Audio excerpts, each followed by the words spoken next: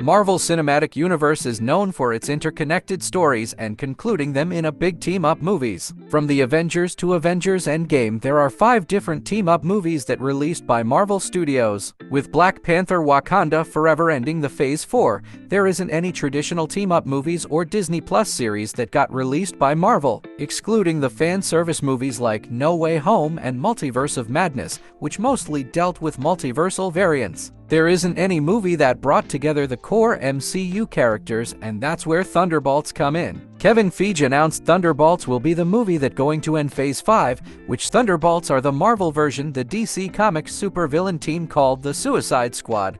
I know it's not an exact match, but we can say that this is the simple explanation. The Suicide Squad is a group of villains or anti-heroes who are brought together for third-party schemes and possibly an ill-advised attempt to turn them into force for doing good. Baron Zemo led Marvel's Thunderbolts in their first appearance.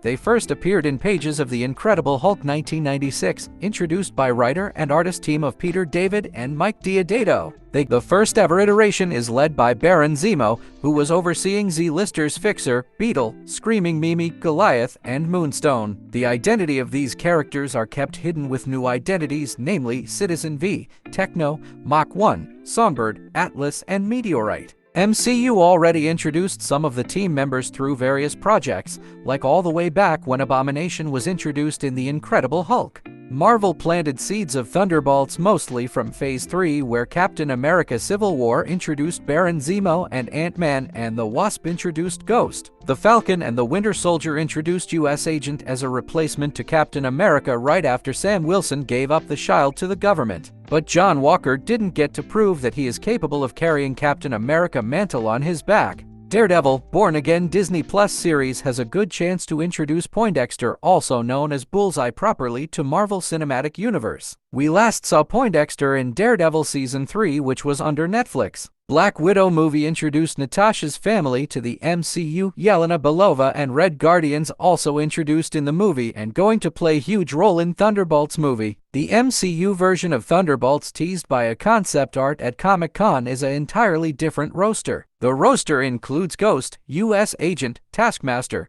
Winter Soldier, Red Guardian, with Yelena Belova leading the team. In comics, when both Avengers and Fantastic Four transferred to a pocket universe during Major Onslaught event, Baron Zemo created the team to fill in the gap. In MCU, there are no currently active Avengers, as we saw throughout the Phase 4.